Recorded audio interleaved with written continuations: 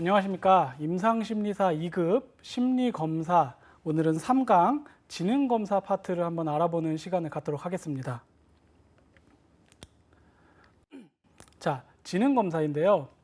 지능은 우리가 살펴볼 양이 상당히 많습니다. 그래서 이제 3강에 걸쳐서 나누어서 살펴보게 될 텐데, 오늘은 지능은 어떤 것을 의미하는지 그 지능의 개념에 대해서 한번 살펴보고, 지능검사의 발달 과정, 조금은 약간 역사적인 의미도 포함이 되어 있을 텐데, 이 어떤 과정을 토대로 지능검사가 발달이 되었는지 이것들을 살펴보겠습니다. 그리고 우리가 가장 많이 사용을 하고 있는 웩슬러 성인용 지능검사 웨이즈라고 하는데, 이것까지 해서 오늘 3차시 지능검사 내용 한번 살펴보도록 하겠습니다.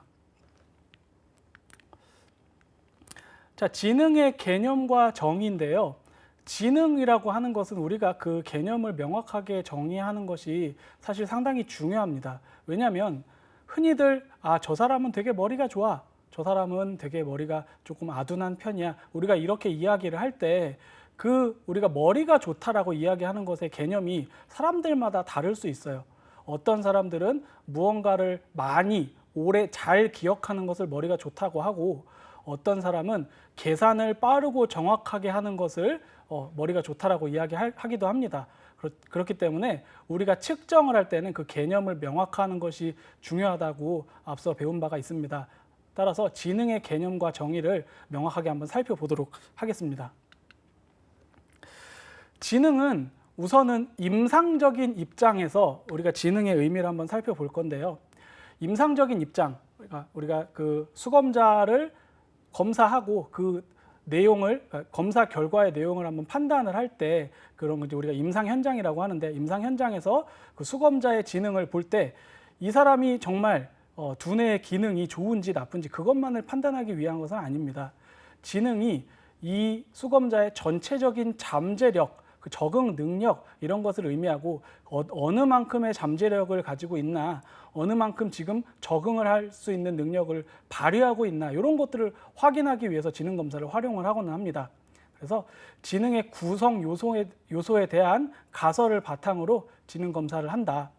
그렇다 보니까 경험적이거나 이론적인 배경이 사실 충분하진 않습니다.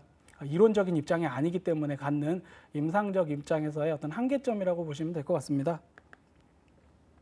개인의 전체적인 능력을 평가하기 위해서 실시를 하는데, 동기나 성격, 그리고 정서, 심리 상태 등 비인지적인 요소가 지적 기능의 수행에 많은 영향을 미친다라는 것을 가정하고 있습니다. 그래서 지능, 이제 우리가 그 각각 지표별로 나중에 살펴보겠지만, 인지 효율이 떨어지고 언어나 유동적인 지능이 적절히 발휘가 되고 있는데, 작업 기억, 집중력을 측정하는 부분에서 현저하게 낮은 점수를 보인다라고 했을 때, 임상적 현장에서는 이분이 심리 정서적으로 어떤 많은 어려움을 겪고 있고, 따라서 인지적인 기능을 충분히 발휘하지 못하고 있구나, 이런 가설을 세우기도 합니다. 그래서 이 지적 능력이 지적 기능이 뛰어나거나 낮은 것이 꼭 지적 능력뿐만 아니라 동기나 성격과 같은 이 비인지적인 요소가 영향을 많이 미친다는 것을 가정하고 있습니다.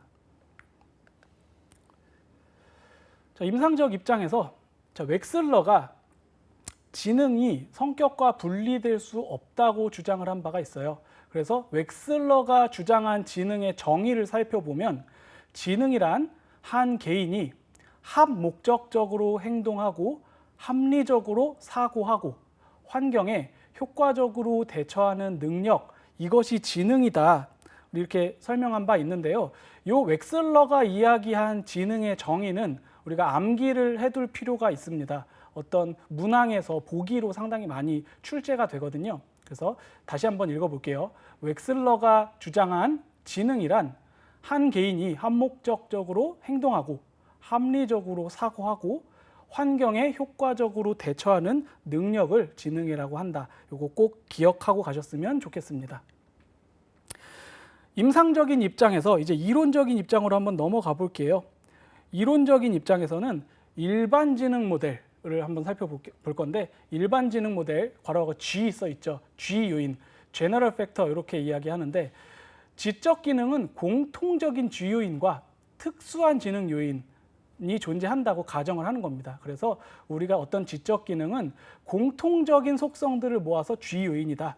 그리고 어떤 특수한 기능을 담당하는 특수한 요인을 우리가 가정에서 나눠서 생각을 합니다. G 요인은 모든 인지 능력에 영향을 미치는 기저 생물학적 또는 심리적 기질이라고 이해를 하면 좋을 것 같습니다.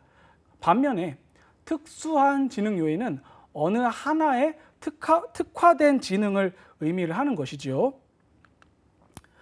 다중지능 특수 모델 S, 그래서 지능은 한두 가지 요소가 아니라 세부적으로 나누어서 평가하는 모델이다. 이런 것들이 이제 이론적인 입장, 어떤 이론적인 그 관점에서 보는 그 모델이다. 이렇게 보시면 될 것 같습니다.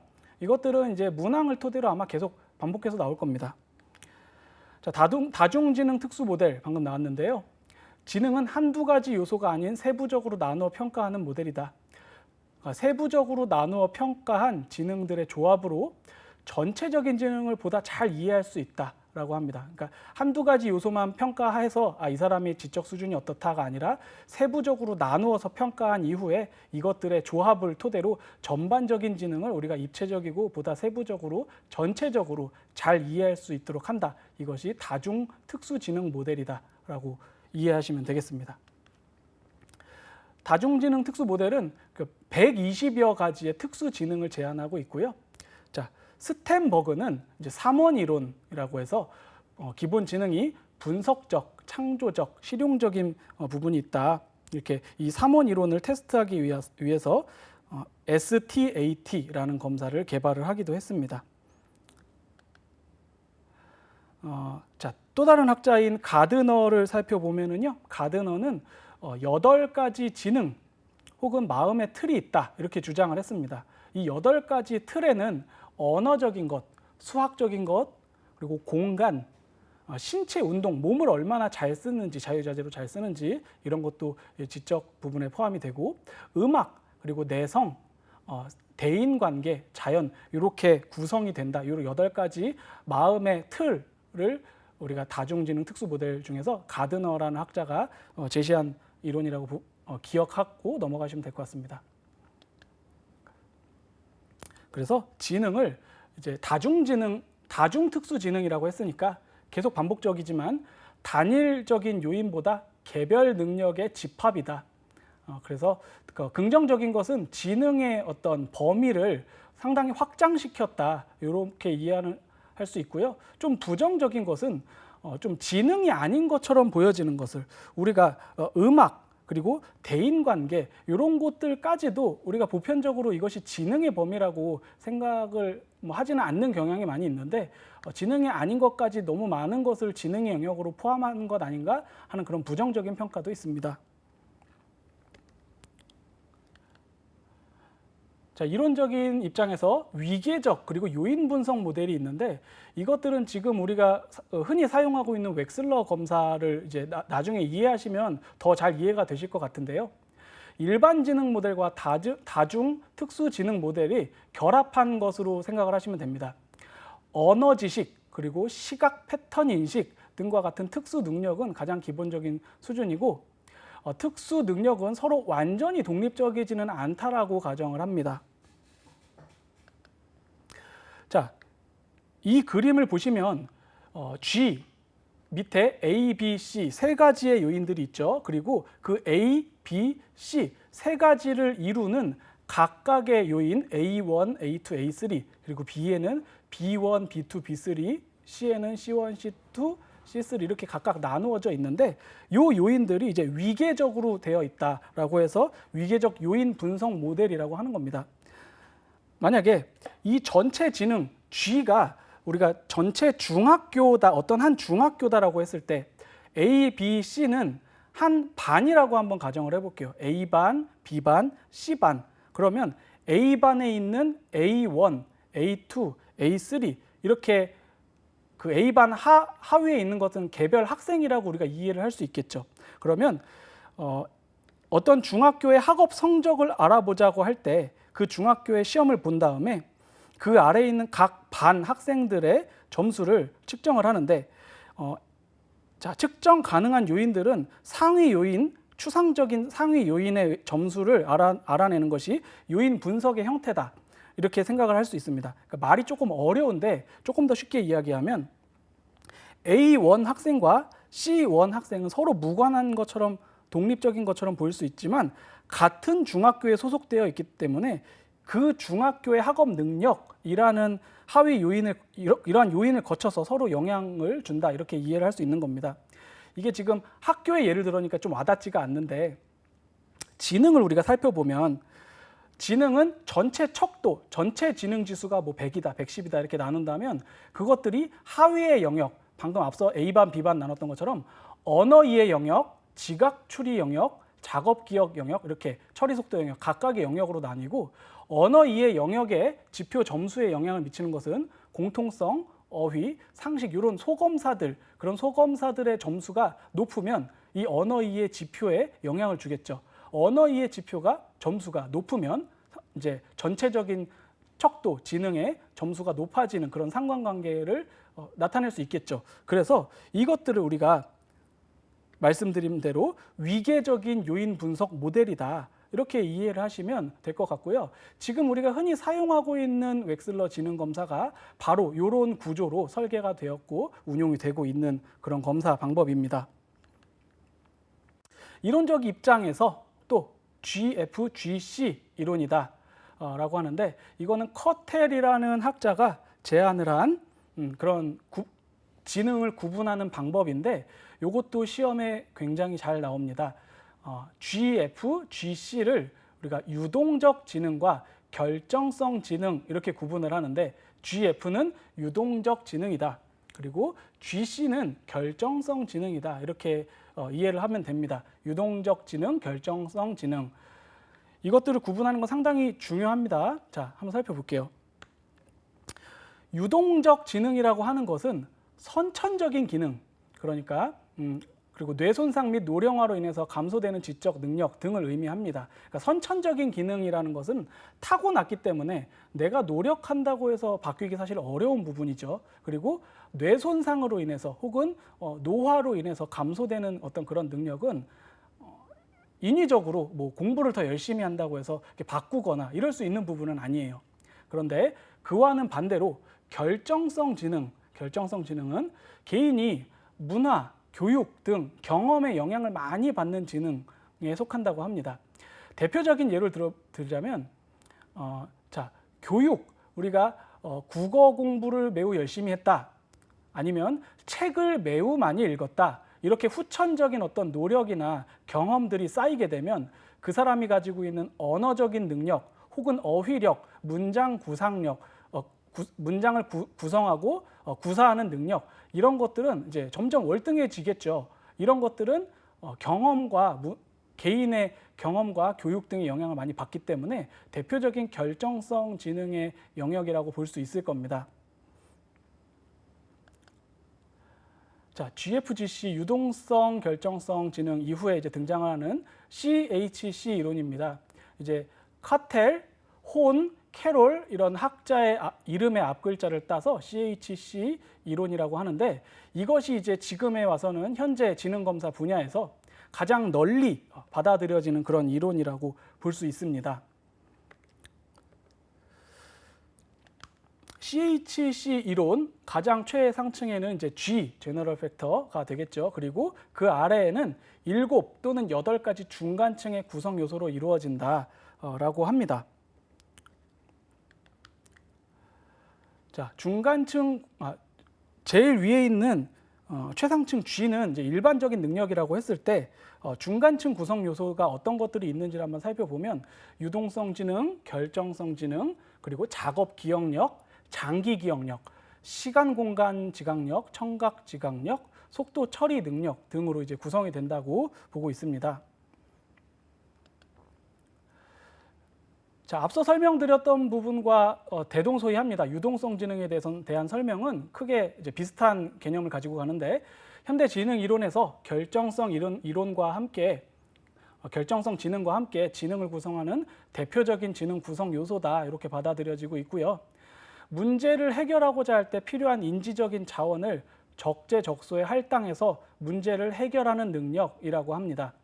요것에 대해서 앞서 설명한 내용을 보충하자면, 자, 선천적으로 타고나는 능력이다라고 했으니까 어떤 특정 문제를 해결하고자 할 때 필요한 인지적인 자원을 활용하는 것은 내가 훈련받거나 또는 어떤 교육이나 이런 것들을 토대로 형성이 되는 능력이 아니라는 뜻입니다.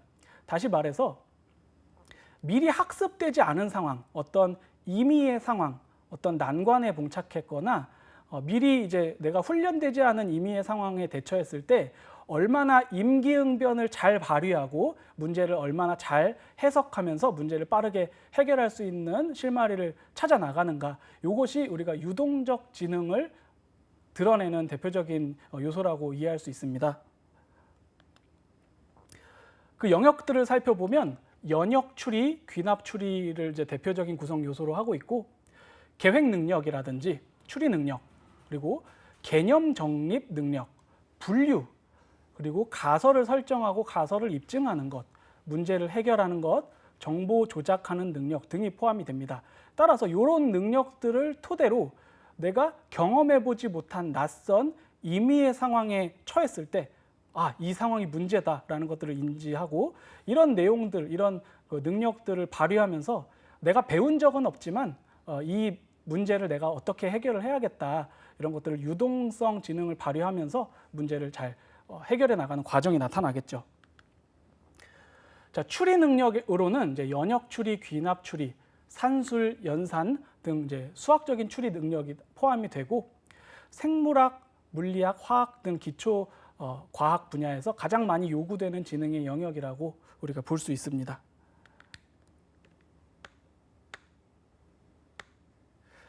자, 결정성 지능을 한번 살펴보겠습니다. 결정성 지능은 앞서 설명드렸던 유동적 지능과 좀 반대되는 부분이 있다고 했죠. 후천적으로 우리가 키울 수 있고 형성할 수 있는 지능이라고 합니다. 결정하면 이 결정이 내가 뭔가를 결정하겠어의 그런 결정의 단어가 아니고 결정화되다, 우리가 화학적으로 크리스탈라이즈 되다 할 때 그 결정이에요. 그러니까 그 어떤 물질에서 그 고체로 이제 형성이 되는 과정을 우리가 결정화된다, 이렇게 과학적으로 설명을 하는 것처럼 내가 경험하고 내가 배우고 내가 습득한 모든 환경적인 경험들이 나의 지능으로 결정화돼서 내 지능이 조금씩 이렇게 커가고 쌓여가는 것이다 라는 의미에서 결정성 지능이다 라고 생각을 하시면 됩니다. 그렇기에 당연히 후천적인 경험을 많이 하고 책을 많이 읽고 간접 경험을 많이 하고 또 많이 훈련되고 이럴수록 그 결정성 지능은 내가 원하면 원할수록 더 키워나갈 수 있는 부분이 되겠죠. 그래서 교육, 문화, 사회적 환경의 영향을 가장 많이 받는 인간의 지적 능력이며 후천적으로 키울 수 있는 영역이다, 이렇게 이해하시고 넘어가면 되겠습니다. 어휘력이라든지 독해력, 문법과 같은 언어 능력, 당연히 우리가 책을 후천적으로 많이 읽을수록 이런 능력들은 높아질 수밖에 없잖아요. 그렇기 때문에 이런 언어 능력도 결정성 지능의 요소로 보는 것이 타당하고요. 일반적인 상식, 그리고 사회문화적인 정보, 언어를 청취하거나 의사전달을 하는 데 있어서 어떻게 말을 잘하고 이해를 잘하는 사람들이 있잖아요. 이런 사람들은 그 다른 타인과 대화를 많이 해보고 그 대화를 하면서 내가 주장하는 바를 많이 전달해보고 다른 사람이 말하는 바를 많이 수용해보고 이런 경험들이 많이 쌓였기 때문에 이런 의사결정 능력이 많이 높아졌을 것이다, 이렇게 보는 게 타당하죠. 그렇기 때문에 이런 일반 상식, 사회문화적 정보, 언어 청취, 의사전달 능력, 이런 것들도 결정성 지능의 요인으로 보는 것이 타당합니다.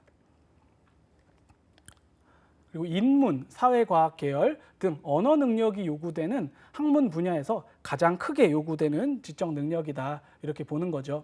앞에 유동적 지능은 사회과학 계열 등 언어 능력이 요구되는 학문 분야가 아니라 과학과 관련된 분야에 많이 요구되는 능력이었죠. 여기서는 우리가 학문 분야 중에서 언어 능력이 많이 요구되는 학문 분야에서는 결정성 지능이 많이 크게 요구가 된다, 이런 부분들을 함께 살피면 좋을 것 같습니다. 자, 중간 구성 요소 중에 이제 중요한 유동성 지능과 결정성 지능을 받는데 또 작업 기억력이 있어요. 작업 기억력은 인지의 폭 안에다가 일시적으로 정보를 저장해 두고 다시 이거를 필요할 때 다시 인출해서 쓰는 어떤 능력이라고 보면 될 것 같은데, 정의를 살펴보면 정보를 일시적으로 의식에 두고 이를 필요에 따라서 조작하거나 변형하거나 처리하는 대뇌 기능 능력이다, 이렇게 설명드릴 수 있겠습니다. 예를 들어서 우리가 지능 검사 중에서 숫자를 외우는 그런 지능 검사가 있는데, 자, 지금 뭐 1, 2, 3, 4 이렇게 얘기해주고 나서 똑같이 이야기해보세요 하면은 1, 2, 3, 4 이렇게 말한 대로 들었던 내용을 다시 이야기하게 되는데, 자, 지금부터 말한 숫자를 거꾸로 대답해 보세요라고 하게 되면은 이제 그 수검자는 해당 내용을 듣고 기억을 해서 일시적으로 어떤 이제 머릿속에 어떤 부분에 저장을 해 놓은 다음에 그것을 순서를 거꾸로 하는 조작 과정을 거쳐서 다시 거꾸로 4, 3, 2, 1 이렇게 이야기를 해야 되는 그런 대뇌의 기능 능력, 이것을 우리가 대표적인 작업 기억력을 측정하는 것으로 볼 수 있습니다. 이 능력을 발휘할 때는 주의 통제와도 연관이 있어서 작업 기억력이 낮으면 실제로 이 사람이 작업 기억력을 발휘하는 데 어려움이 있다, 해당 능력이 좀 낮다 이렇게 볼 수도 있지만, 한편으로는 주의가 산만하고 주의를 통제하는 데 어려움을 겪고 정서나 행동 문제가 있을 가능성이 높다, 이렇게도 우리가 해석을 할 수 있습니다. 작업 기억력은 우리가 단기 기억과 관련된 부분이라고 봤다면, 자, 장기 기억력은 이제 오래된 기억을 이제 머릿속에다 잘 저장을 해두고 이제 필요할 때 이거를 적절히 인출해서 활용을 할 수 있는, 그러니까 그 필요한 상황에서 적절히 그 기억의 내용을 인출할 수 있는 그런 내용을 이제 장기 기억력이라고 합니다. 그래서 정의를 살펴보면 새로운 정보를 대뇌에 가공하고 저장하고 필요할 때 이제 적절히 불러내는 능력, 그러니까 인출하는 능력 같은 말입니다. 적절할 때 인출할 수 있는 그런 능력을 장기 기억력이라고 합니다. 단순히 기억뿐만이 아니라 우리가 기억을 할 때는 이제 부호화, 조직화해서 저장을 하게 되고, 이제 인출 능력, 저장을 얼만큼 잘 했느냐뿐만이 아니라 저장이 되어 있는 것을 얼만큼 잘 인출할 수 있느냐 하는 인출 능력과도 관련이 있다고 합니다. 그래서 장기 기억력은 저장을 하는 것, 그리고 인출을 하는 것, 이런 것과 관련이 있다, 이렇게 기억을 하시면 좋겠습니다. 자, 중간층 구성 요소 이후에는 이제 시각, 공간, 지각력입니다. 우리가 시공간 능력이라고 줄여서 이야기도 하는데, 시각, 공간, 지각력은 CHC 지능 이론에서 매우 중요한 영역 중 하나로 평가되고 있습니다. 시각, 지각력은 여러 가지 형태의 시각적 자극물을 체계적으로 정리하고 정보를 처리하고 자극물에 의미를 부여하는 그런 능력이라고 할 수 있겠습니다. 이것을 이제 말로만 설명하는 것은 사실 좀 매우 전달하기가 어려운데, 그러니까 시각적으로 제시된 어떤 그런 자극을 눈으로 받아들이고 해석하고 정보를 처리하고 그 처리된 어떤 내용들의 의미를 부여하는 그런 능력이 얼만큼 뛰어난 편인가, 이런 것을 평가하는 영역이라고 이해를 하시면 좋겠습니다. 공간지각력은 이제 앞서 말씀드렸던 것이 시각적인 것이라면, 공간지각력은 공간을 차지하는 입체적인 물질이나 도형, 그리고 물체의 평면도를 상상으로 그 모양을 조작하고 방향을 전환하고 위치를 옮기는 그런 능력이라고 볼 수 있겠습니다. 우리가 그 어릴 때 그 정육각형 그 주사위와 같은 그런 것들을 도화지에 그림을 그려서 가위로 자른 다음에 조립을 해서 입체 도형을 우리가 조립해보는 그런 것들을 학교에서 많이 해봤지 않습니까? 그런 것들을 머릿속에서 상상 속에서 구성하고 제한되어 있는 평면도가 실제로 어떤 모양일지, 그리고 제시되어 있는 그 입체 모형을 잘라서 평면도로 펼쳤을 때 어떤 그림이 나타날지, 이런 것들을 인지의 폭 안에서 사고를 통해서 이제 조절하고 인지하는 그런 능력이 시각, 공간 지각력 중에서 공간 지각력이다, 이렇게 이해하시면 좋겠습니다. 자, 청각 지각력입니다. 청각이니까 이제 귀와 관련된 건데요. 소리와 관련된 것. 그래서 음의 형태 그리고 음정, 음계를 분석하고 판단하고 그 차이를 식별하고 음의 구성 요소를 분석하고 합성, 조작, 이해하는 능력 이런 것들이 전반적인 청각 지각력이라고 볼 수 있겠습니다. 대표적으로 우리 음악을 전문적으로 하시는 분들 중에 나는 절대 음감이야 이렇게 이야기하시는 분들이 있는데 그분은 어떤 음을 상대적인 음 하나를 듣는 게 아니라 그냥 그 음 자체만 듣고도 이 음의 음계가 도야, 레야 이런 것들을 바로 알 수 있는 그런 능력을 가지고 계신 분들이 절대 음감이라고 하잖아요. 또 뿐만 아니라 어떤 이제 연주자가 처음 듣는 곡인데 한 번 듣고 그 곡을 거의 한 번만 들었을 뿐인데 이렇게 유사하게 연주를 할 수 있는 그런 능력을 지닌 연주자들도 더러 있습니다. 이분은 한 번 듣고 그 음계를 분석하고 판단하고 그 차이를 식별하고 다시 손으로 다시 연주를 해서 원래 내가 생각했던 음처럼 다시 연주를 해내는 이런 능력이 매우 뛰어나다고 볼 수 있겠죠. 그래서 이 능력이 청각 지각력으로서 지능의 중간 구성 요소 중에 하나다. 우리가 이렇게 이해할 수 있겠습니다. 자, 속도 처리력입니다. 속도 처리력. 그러니까 우리가 처리 속도 지금 웩슬러 지능 검사에서는 처리 속도 지표로 이제 해석이 되는데 비슷한 개념입니다. 단순하고 반복적인 행동을 주어진 시간 안에 신속하게 처리하는 능력이라고 보면 됩니다. 그래서 이 능력은 단순한 행동, 그러니까 위와 같은 그림과 똑같은 걸 찾아서 동그라미 치세요 하는 것처럼 그러니까 단순하게 제시되는 그런 지시문을 읽고 제한된 시간 안에서 빠르게 처리하는 것, 얼만큼 빠르게 처리하느냐 이것이 이 속도 처리력의 관건이라고 볼 수 있겠습니다. 그래서 여러 가지 사물을 같은 종류라든지 크기별로 분류하거나 숫자나 알파벳을 순서대로 나열하거나 이런 좀 기계적인 작업, 단순하고 이것을 하는데 무슨 능력이 필요하겠어 우리가 그렇게 생각할 수 있지만 그래도 속도 처리력이 높으신 그런 분들 같은 경우는 이것을 다른 사람들보다 빠르게 처리할 수 있는 그런 인지적인 능력을 가지고 있는 거라고 보면 되겠죠. 자, 지능검사의 발달입니다. 지능검사는 우리가 역사적인 배경이 있고 지능검사가 그냥 어떤 이론에 의해서 딱 나타난 게 아니라 지능검사가 이제 생겨나게 된 배경이 있고 지능검사 초기의 지능검사에 비해서 현대적으로 사용되는 지능검사들이 이렇게 쭉 그 장점은 계승하고 단점을 보완하면서 그렇게 발달이 되어 온 부분들이 있습니다. 이 지능검사의 발달과 관련된 부분들은 우리 시험 문항에 비교적 자주 등장을 하는 편이니까 유심히 좀 봐주시면 좋을 것 같습니다.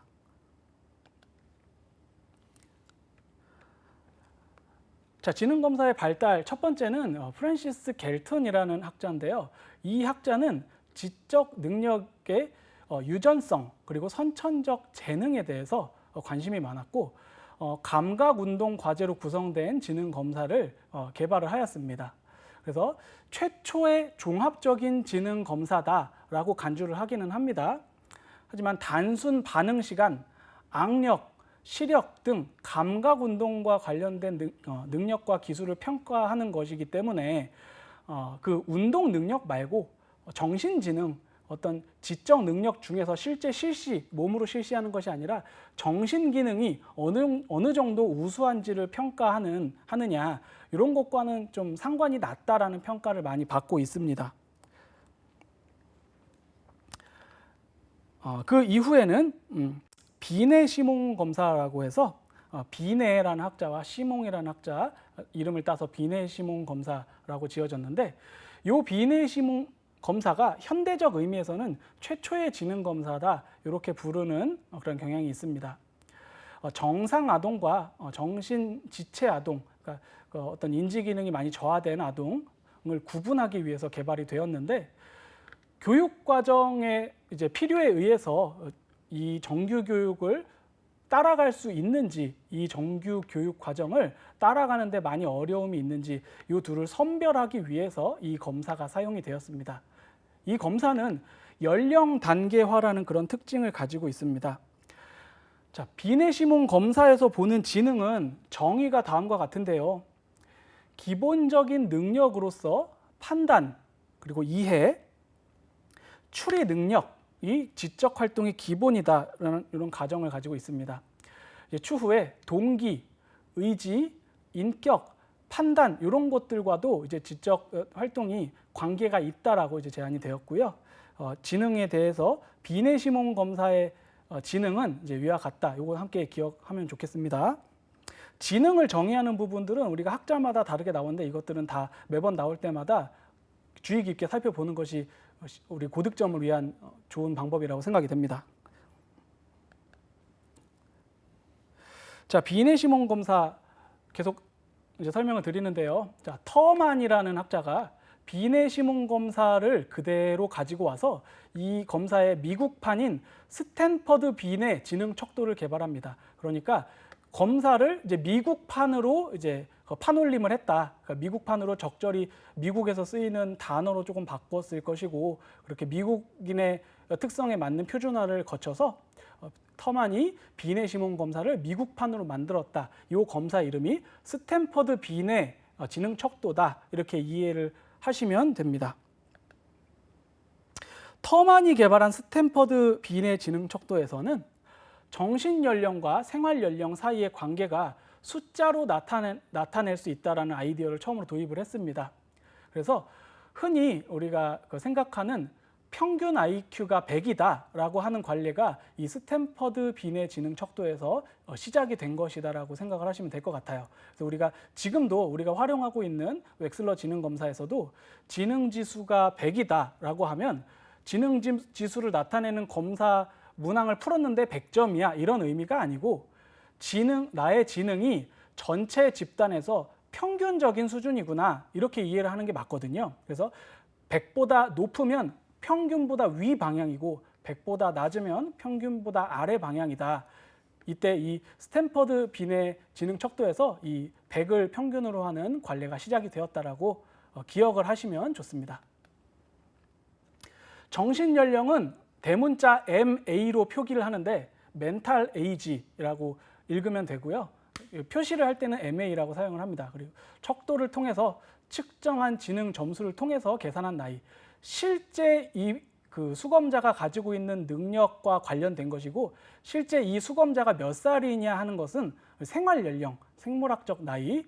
그래서 생활 연령은 CA라고 표기를 하게 됩니다. 그래서 실제 나이는 CA, 생활 연령. 측정을 토대로 어느 정도 수준이겠구나 나타내는 것은 정신 연령인 MA. 이렇게 그 약어까지 함께 기억을 하셔야 합니다. 정신 연령이 16세까지만 정해져 있고 그 이후에는 계속 정신 연령은 고정이고 생활 연령만 늘어나는 단점이 있습니다. 그래서 나이가 들수록 실제 생활 연령이 높아질수록 계산이 되는 이제 지능은 점점 떨어지는 것으로 나타나는 그런 단점이 있습니다. 그러니까 나이가 계속 많아지면 이제 계산을 할 때 생활 연령이 이제 분모에 들어가게 되는데 그때 계산이 되는 분모가 점점 커지기 때문에 전체적인 그 수치가 낮아진다는 의미죠. 그래서 후에 이제 웩슬러 검사에서는 편차 지능 점수라는 것들을 도입을 해서 이렇게 실제 나이가 증가를 함에 따라서 지능이 떨어지는 것의 그런 문제를 해결을 하게 됩니다.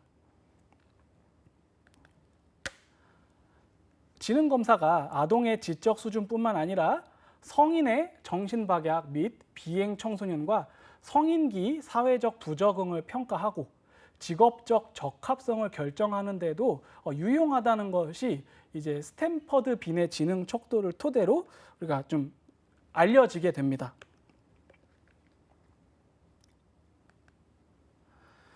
자, 스탠퍼드 비내 지능 척도, 터만이 만든 스탠퍼드 비내 지능 척도가 위와 같은 방식으로 이제 발달을 했습니다.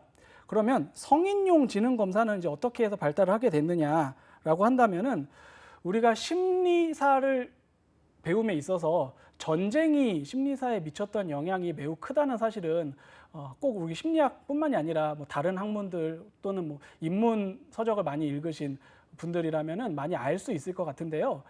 우리가 심리 검사가 특히 지능 검사가 결정적으로 발달을 했던 역사적인 사건이 있습니다. 그게 바로 1차 세계대전이에요. 그래서 1차 세계대전이 발발을 했고 그러면 어떤 사람을 전투에 나설 수 있는 군인으로 선발을 해야 하는가, 이것이 국가적인 가장 큰 이제 각 나라들마다 큰 이제 이슈가 되었을 겁니다. 그래서 이 사람들을 선발을 해야 되는데 어떤 사람을 선발을 해야 되지? 이것들을 평가하기 위해서 이 성인용 지능 검사가 이제 크게 발달을 하게 됩니다. 그래서 이제 1차 세계대전 발발을 계기로 군복무에 적합한 인원을 선별해 내기 위해서 지능 검사를 실시를 하게 되는데 비내 검사를 집단 실시하는 방식으로 검사를 제작을 합니다. 그래서 연령 척도 대신에 점수 척도를 사용을 했고, 자, 규준화 및 타당도 검증을 해서 이 검사를 토대로 이 사람은 군의 복무에 적합하다, 적합하지 않다 이렇게 평가를 하게 되죠. 자, 아서 오티스라는 학자는 스탠퍼드 비내 지능 척도를 기초로 해서 집단용, 이제 집단용이 중요하죠. 선발을 해야 되니까 개별 인원한테 한 명 한 명씩 우리가 실시를 할 수 없잖아요. 대량의 인원에게 한꺼번에 빠르게 실시를 해야 하는 것이 중요하기 때문에 집단용 집단용 언어적 검사인 군대용 알파, 영어로 아미 알파라는 것들을 개발을 하게 되고, 그러면 이제 언어적 검사라고 했으니까 문맹이다, 글을 읽지 못하는 사람은 전투에 참가할 수 없나요? 그렇진 않겠죠. 문맹이어도 충분히 군에 복무할 수 있고 전투에 참가할 수 있는데 국가는 이런 사람들을 선발을 해서 군인으로 이제 입대를 시켜야겠죠. 그래서 언어적인 부분이 제외된 비언어적 검사인 군대용 베타, 아미 베타를 개발을 하게 됩니다. 그리고 이제 이런 검사들은 집단적으로 실시가 되기 때문에 가지고 있는 어떤 치명적인 단점이 있습니다. 심리검사를 개인화된 검사로 개발해서 임상가가 개인을 직접 검사할 때는 그 검사가 정확할 가능성이 높아요. 왜냐하면 검사뿐만이 아니라 이제 관찰도 하게 되고 검사도 그 사람에게 특화된 방식으로 최대한 정확하게 할 수 있는데 집단으로 실시하게 되면 그 검사가 가지고 있는 정확성이라든지 어떤 그 의미가 상대적으로 좀 희석될 수밖에 없습니다. 그래서 집단용 검사의 한계를 극복하기 위해서 개인용 검사까지 개발을 하게 됩니다. 성인용 지능 검사는 여러 가지 소검사로 구성이 됩니다. 성인용 지능 검사 같은 경우 빠진 곳 찾기, 차례 맞추기, 기호 쓰기, 모양 맞추기 등 이제 여러 가지 과제로 구성이 되어 있고요. 개인의 수준을 결정하는 데 결정적인 역할을 하게 됩니다. 이 검사가 지금 오늘날 우리가 사용을 하고 있는 웩슬러 지능 검사들의 어떤 토대가 된다고 볼 수 있습니다. 상당히 많은 부분이 비슷해요. 그러면 방금 말씀드렸던 이 성인용 지능 검사 중에 우리가 지금 가장 많이 사용을 하고 있는 성인용 웩슬러 지능 검사에 대해서 한번 살펴보겠습니다. 자, 배경은 뉴욕의 1939년에 이제 웩슬러라는 학자가 웩슬러라는 정신병원에 근무하고 있는 심리학자가 그 벨뷰 병원이라고 하는 정신병원에서 이제 근무를 하고 있었어요. 이때 웩슬러 벨뷰라고 읽기도 하고 벨레뷰라고 읽기도 하는데 웩슬러 벨레뷰 지능 검사를 1939년도에 최초 제작을 하게 됩니다. 이때는 17세가 넘는 성인을 대상으로 제작을 했고요. 그 문항에 있어서 올바른 대답을 한 경우에 점수를 좀 가산점을 부여하는 그런 척도를 활용을 했다고 합니다. 정신 연령과 실제 연령 사이의 관계를 반영을 하지는 않았어요. 그러니까 정신 연령과 실제 연령의 관계를 반영을 하는 방식, 앞서 말씀드렸던 그런 방식 같은 경우는 실제 연령이 증가하면 증가할수록 전체적인 지능이 낮아지는 그런 부작용이 있었잖아요. 그래서 정신 연령과 실제 연령 사이의 관계를 반영을 하지는 않았고, 내담자 점수를 동일한 연령대에 표준화된 표본 점수와 비교를 하는 겁니다. 그래서 자, 만약에 30살짜리 사람이 문항 100개 중에서 50개를 맞췄다. 그러니까 평균적으로 30살 집단에서 사람들의 맞춘 개수의 평균이 50개다. 그래서 이 사람이 50개를 맞췄다고 하면 이 사람은 평균이 되겠죠. 그럼 이제 100점이 되는 거고, 실제 점수가 그것보다 높았다, 60점이다, 70점이다, 더 많이 맞았으면 실제 동일 연령대 표본 점수와 비교해서 그 정규 분포상 어느 위치에 위치를 하고 있는지 이런 것들을 이제 표본 점수와 비교해서 설명을 해주는 방식을 취했기 때문에 실제 연령이 몇 살이냐는 사실 중요하지 않게 됩니다. 그것이 이제 편차 IQ라고 이제 설명할 수 있는 건데요. 수능의 편차 점수랑 같은 방식이라고 생각을 하시면 됩니다. 실제 원점수가 좀 많이 낮다고 하더라도 다른 모든 이제 수험생 집단이 다 어려워서 다 많이 적게 맞췄으면은 표준 점수가 상대적으로 올라갈 수 있겠죠. 근데 내가 전체 문항 중에 한두 문항 빼고 거의 다 맞췄는데 전체 규준 집단이 문항이 너무 쉬웠던 관계로 대부분 다 만점이라면 내가 가진 표준 점수는 좀 떨어지게 될 겁니다. 그것처럼 이제 편차 점수와 같은 방식, 편차 IQ를 사용을 했다. 그래서 앞서 말씀드린 바와 같이 100을 중심으로 내담자의 점수가 어느 방향으로 얼만큼 떨어져 있는가 이런 것들을 기술하는 방식을 사용을 했습니다. 1955년에는 방금 말씀드렸던 이제 웩슬러 지능 검사가 웨이즈, 그리고 1981년에는 웨이즈 R 이렇게 개정이 됩니다. 그리고 1997년에는 웨이즈 3 이렇게 또 한번 개정이 되고요. 2008년에 웨이즈 4가 각각 출판이 됩니다. 이건 이제 연도 순서대로 이제 버전업이 된 거예요. 규준이 새로운 규준에 의해서 다시 쓰여지고 그 시대상과 문화에 맞는 적절한 이제 문항으로 대체가 되고 필요 없어진 문항이 빠지고 이런 과정을 토대로 이제 개정판이 나온 거다 이렇게 이해하시면 될 것 같고 웨이즈 4가 그래서 2008년에 나왔습니다. 그래서 웨이즈 4가 지금 현재 대표적인 개인용 지능 검사로 자리를 잡아 있고요. 국내에서는 이 해외에서 2008년에 나온 웨이즈 4를 우리나라의 언어로 번역을 하고 국내 규준에서 다시 한번 표준화를 해서 앞에 K자를 붙인 K-웨이즈4라는 이름으로 2012년도에 출판이 되었습니다. 그 앞서 나왔던 것은 이제 웨이즈 1955년에 한국판 K-위즈 같은 경우 1963년에 나왔고 그것을 시작으로 지금 현재 사용되고 있는 것은 성인용 지능 검사가 K-웨이즈4다 이렇게 이해를 하시면 무리가 없습니다. K-웨이즈4 우리가 지금 사용하고 있는 성인용 지능 검사의 구조는 총 15개의 소검사로 이루어져 있습니다. 전체 지능 지수와 추가로 4개의 지수 점수를 제공을 하고 있고요. 각각의 지수를 구성을 하는 여러 가지 소검사의 개별적인 점수도 함께 이제 지표로 나오게 됩니다. 검사를 실시할 때는 15개의 소검사를 모두 실시해야 되는 것은 아니고요.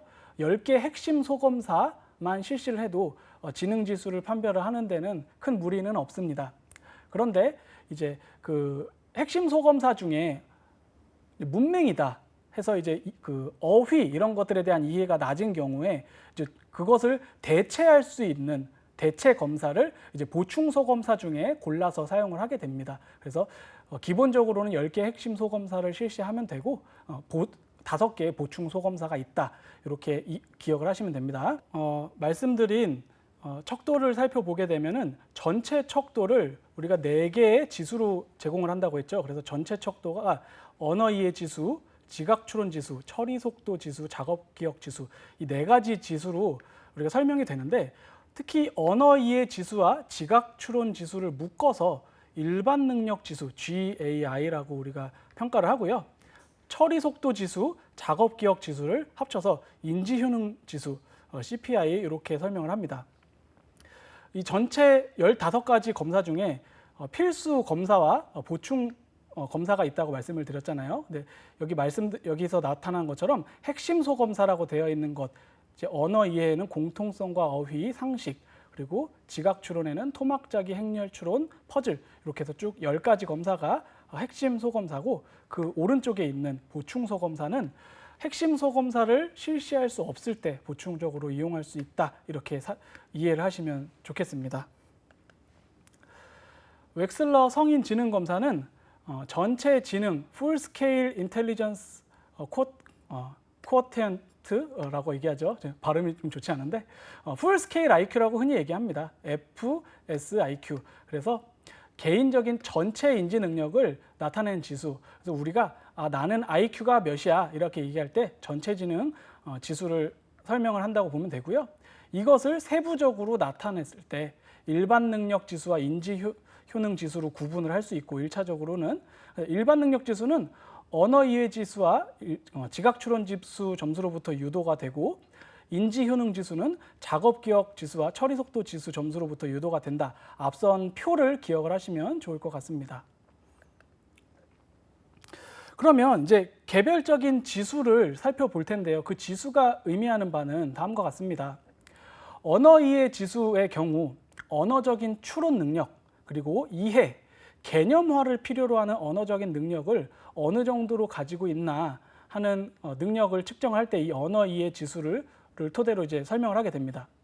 작업 기억은 동시적 과정과 순차적 과정을 포함하는 작업 기억, 주의력, 집중력을 측정하는 소검사로 구성이 되어 있습니다. 그래서 언어 이해는 공통성, 어휘, 상식, 이해 이런 소검사로 이루어져 있고, 실제로 이제 기술되는 내용들은 쭉 보시면 각각 소검사별로 측정하는 부분들이 이제 있습니다. 자, 지각 추론 소검사의 경우는 이제 보시는 바와 같고요. 토막 짜기, 행렬 추론, 퍼즐, 무게 비교, 빠진 곳 찾기 등 이게 이렇게 있고요. 약자로도 기억을 하시면 좋을 것 같아요. 토막 짜기 같은 건 BD, 행렬 추론 같은 경우는 MR 이렇게 약자로도 나와 있고, 토막 짜기 같은 경우는 이제 좀 제한 시간 내에 과제를 완수해야 되는 부분이 있어서 좀 시간 제한의 어떤 압박 상황에서 얼마나 좀 잘 처리하는가 이런 것들도 우리가 좀 해석을 할 수 있고요. 시각적으로 어떤 그 능력을 시각적으로 자극을 받아들이는 능력, 그리고 그것을 손으로 다시 재인해내는 능력, 이런 것들을 좀 우리가 해석할 수 있습니다. 행렬 추론 같은 경우는 이제 그림으로 행렬 매트릭스 형태로 제시가 되는데, 그 중에 이제 그 한 가지 물음표로 되어 있는 빈칸이 제시가 되고, 거기에 들어갈 그림이 어떤 것이 적합하겠느냐 이런 방식으로 이제 문항이 제시가 되게 됩니다. 그래서 미완성 행렬 혹은 연속된 도안들을 보고 행렬이나 그 연속성을 완성하는 반응을 선택을 해야 되는데, 그것이 맞느냐 틀리느냐 이런 것들도 있고, 그것을 응답을 할 때 제한 시간 안에 하는지 이런 것까지도 우리가 살펴봐야 합니다. 퍼즐도 마찬가지로 이제 그림의 형태로 제시가 되는데요. 수검자가 제한 시간 내에 과제를 완수를 해야 되고, 완성된 퍼즐을 보고 조합을 했을 때 퍼즐과 같은 모양이 될 수 있는 3개의 그림 중에 하나를 선택을 해야 됩니다. 그래서 이 전체 제시되는 그림을 완성하기 위해서 보기가 한 6가지가 제공이 돼요. 6가지 중에서 3개를 골라서 이렇게 저렇게 머릿속으로 조합하면 제시된 그림을 만들 수 있겠다. 이렇게 했을 때 그 그림 3개를 선택을 할 수 있게 이렇게 제시가 되고요.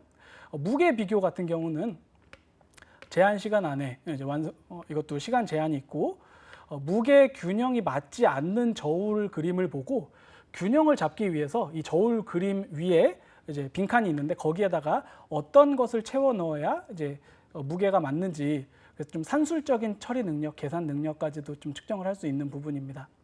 빠진 곳 찾기 같은 경우는 이것도 이제 시간 제한이 존재하는데, 그림을 자극을 제시를 합니다. 그림이 조금 이상해요. 어딘가 좀 뭔가 빠진 부분이 있는 것 같은 그런 그림인데, 이 그림에서 빠진 부분이 무엇인지를 찾아내야 되는 그런 방식으로 실시가 됩니다.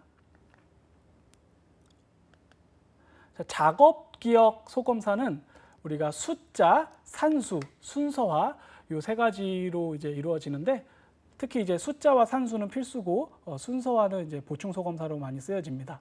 숫자 같은 경우는 바로 따라하기, 거꾸로 따라하기, 순서대로 따라하기 이렇게 3단계로 나누어지는데, 바로 따라하기는 숫자를 여러 개 검사자가 불러주면 잘 듣고 끝까지 다 들은 후에 그 숫자들을 순서대로 내담자가 기억해서 다시 말하는 방식입니다. 그래서 검사자가 13579 이렇게 이야기를 하면 다 듣고 나서 13579 이렇게 대답을 하면 되는 거예요. 근데 거꾸로 따라하기는 방금 말씀드린 것처럼 숫자를 제시할 때 수검자가 다 들은 후에 거꾸로 대답을 해야 되는 거죠. 그래서 13579 이렇게 문항을 제시했으면 수검자는 거꾸로 얘기를 해야 되겠죠. 97531 이렇게 거꾸로 기억을 해서 이야기해야 되는, 그래서 인지의 폭 속에서 좀 조절하고 정보를 가공할 수 있는 능력을 평가할 수 있고, 순서대로 따라하기는 제시된 숫자가 크기 순서대로 나열될 수 있도록 말을 하는 거예요. 그래서 3, 4, 5, 4 이렇게 얘기를 했을 때는 어떻게 해야 되겠어요? 3, 4, 4, 5 이렇게 중복되는 거는 그대로 개수를 다 말하고, 크기 순서대로 다시 머릿속에서 변환을 해서 숫자를 크기 순서대로 회상을 해서 응답을 할 수 있도록 이렇게 하는 것이 이제 숫자 검사가 되겠고요. 산수는 말 그대로 정말 계산을 처리하는 능력입니다. 근데 이 계산 문제가 뭐 몇 더하기 몇은 이런 식으로 제시가 되는 게 아니라 이야기를 통해서 제시가 돼요. 그래서 주의 집중력이 상당히 요구가 되는데, 자, 친구에게 볼펜을 9자루를 가지고 있는데 친구에게 4자루를 주었다. 그러면 남아있는 볼펜을 몇 자루를 가지고 있을까요? 이런 식으로 이야기를 토대로 계산 문항을 제시를 하면 수검자가 끝까지 다 들은 후에 5자루가 남았어요. 이렇게 대답을 하는 방식으로 이루어지게 되고요. 이 문항이 이제 점차 갈수록 조금 복잡해지고 그 숫자가 계산하기가 좀 어려워지는, 난이도가 점차 높아지는데 어디까지 득점을 하는지 이런 것들을 이제 평가를 하게 됩니다. 순서화 같은 경우는 이제 그 일련의 숫자 그리고 문제를 듣고 각각 순서대로, 숫자는 작은 순으로 문자는 요일순으로 이렇게 정렬해서 응답을 하는 방식으로 이렇게 대답을 해야 되는 그런 소검사입니다. 자, 처리 속도는 단순한 과제를 얼마나 빠르게 처리하느냐 이런 것들을 보는 과업이라고 했잖아요. 그래서 이 소검사를 보면 동형 찾기는 제시된 그림을 똑같은 표적 기호를 빠르게 찾아서 표시하는 것, 얼마나 빠르게 끝까지 다 표시하는지 이것들을 보는 것이고요. 기호 쓰기는 각각 숫자마다 고유한 어떤 기호들이 있는데 숫자가 있는 그 판을 제시해주고 그 판에다가 각각 숫자에 해당하는 기호들을 최대한 빠르게 쓰도록 하는 겁니다. 그래서 제한된 시간 안에 얼마나 많이 그 숫자의 기호를 작성했는지 이런 것들을 보는 거고, 지우기는 수검자가 제한된 시간 동안에 조직적으로 배열되어 있는 모양 속에서 표적 모양, 제시된 표적 모양을 찾아서 이렇게 체크를 하면서 지워가는, 그래서 얼마나 제한된 시간에 많이 빠르게 체크를 했는지 이런 것들을 확인하는 소검사라고 보시면 되겠습니다. 그래서 우리가 지능에 대해서 쭉 살펴봤는데요. 문제를 좀 한번 풀어보겠습니다. 자, 다음 중 집단용 지능검사의 특징으로 옳은 것은 하고 되어 있는데요. 자, 개인용 검사에 비해 지적 기능을 보다 신뢰성 있게 파악할 수 있다. 자, 두 번째, 실시와 해석, 채점이 간편하다. 세 번째, 개인용 검사에 비해 임상적인 유용성이 높다.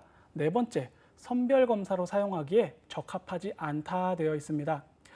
이 부분은 문제가 조금 어렵지 않으니까 쉽게 보실 수 있을 텐데요. 집단용 검사는 여러 수검자에게 한꺼번에 실시를 하는 거라고 했다 보니까 그 검사가 가지고 있는 임상적인 어떤 정확성, 얼마나 정확하게 측정할 수 있느냐, 요거는 개인용 검사보다는 조금 안 좋다고 했어요. 그래서 개인용 검사에 비해 신뢰성 있게 파악할 수 있다. 1번은 틀린 문항이 되겠고요. 3번, 개인용 검사에 비해 임상적인 유용성이 높다. 그렇지 않죠. 개인용 검사가 훨씬 유용성이 높습니다. 더 정확하기 때문에 선별검사로 사용하기 적합하지 않다. 집단용 검사이기 때문에 선별하는 데 훨씬 더 적합한 검사가 되겠죠. 집단용 검사는 실시와 해석을 여러 사람을 한꺼번에 하기 때문에 실시 채점 해석이 간편하다. 그래서 2번이 정답이 되겠습니다. 자, 다음 문항을 한번 살펴보겠습니다.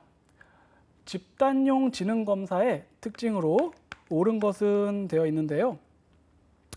길포드는 지능을 일반적인 지적 활동과 관련되는 일반 요인, 특정 활동과 관련된 특수 요인으로 구분하였다. 이렇게 설명하고 있고요. 커텔은 지능은 선천적이고 개인의 경험과 무관한 결정성 지능과 후천적이고 학습된 지식과 관련된 유동성 지능으로 구분하였다. 설명했습니다. 썰스톤은 지능이 7개 요인으로 구성되어 있다고 보는 다요인설을 주장하고 이를 인간의 기본 정신 능력이라고 하였다. 설명하고 있습니다. 스피어만은 지능에 대한 3차원적 구조 모델을 제안했는데 내용 조작 결과의 모든 가능한 조합으로 지능의 요인을 제시하였다고 했습니다. 자, 옳은 것은 3번 썰스톤인데요. 지능이 7개의 요인으로 구성되어 있다. 다요인설을 주장한 것이 맞고요. 지능을 일반 요인과 특수 요인을 구분한 학자는 스피어만이 되겠습니다. 그리고 커텔이 제시한 유동성 지능은 선천적, 결정성 지능은 후천적이다. 좀 이번에 설명이 앞뒤가 바뀌었죠. 지능에 대한 조직, 결과 3차원적 입체 모델 학자는 길포드가 되겠습니다. 자, 웩슬러 지능 검사를 실시한 결과는 지수 점수가 산출이 됩니다. 각 지수 점수의 평균과 표준 편차는 하게 되어 있는데요. 제가 이 부분은 설명을 드리지는 않았는데요. 평균은 10이고 표준 편차는 15다. 이렇게 이해하시면 되겠습니다. 그래서 표준 편차에 대한 것은 우리가 지능 검사의 설계 부분을 좀 다시 한번 살펴봐야 되는 부분이라서 이렇게 기억하시고 넘어가시면 좋을 것 같고요. 자, 아동의 지적 발달이 또래 집단에 비해 지체되어 있는지 혹은 앞서고 있는지를 평가하기 위해서 사용한 IQ 계산 방식은 무엇이 될까요? 자, 1번 지능지수는 정신연령 나누기 신체연령 곱하기 100이다. 자, 2번 지능지수는 정신연령 나누기 신체연령 더하기 100이다. 3번 정신연령 나누기 신체연령 빼기 100이다. 그리고 4번 지능지수는 정신연령 나누기 신체연령 나누기 100이다. 요거는 자, 정답은 1번인데요. 자, 정신연령 MA라고 했고요. 신체연령 CA라고 했습니다. 그렇게 제시가 될 수도 있어요. 정신연령하고 신체연령이 동일하다고 했을 때 그러면 정신연령 나누기 신체연령 곱하기 100을 하면 지수가 100이 되겠죠. 근데 이거를 더하거나 빼거나 나누게 되면은 100이 산출이 될 수가 없으니까 가장 표준이 되는 100이 어떻게 산출이 되느냐 요것들을 산출하는 방식으로 이해를 하시면 좋을 것 같아요. 다음에서 설명하고 있는 지능 개념, 자, 동작성 검사 관련되어 있다. 이거는 선천적인 지능을 의미하는 유동성 지능이다. 타고난 지능이다. 이렇게 이해하시면 좋을 것 같습니다. 자, 그렇게 해서 지능 검사 관련된 총 3강 중에서 오늘 첫 번째 강 살펴봤습니다. 다음 시간에는 지능 검사 두 번째 강의를 들어보도록 하겠습니다. 자, 감사합니다.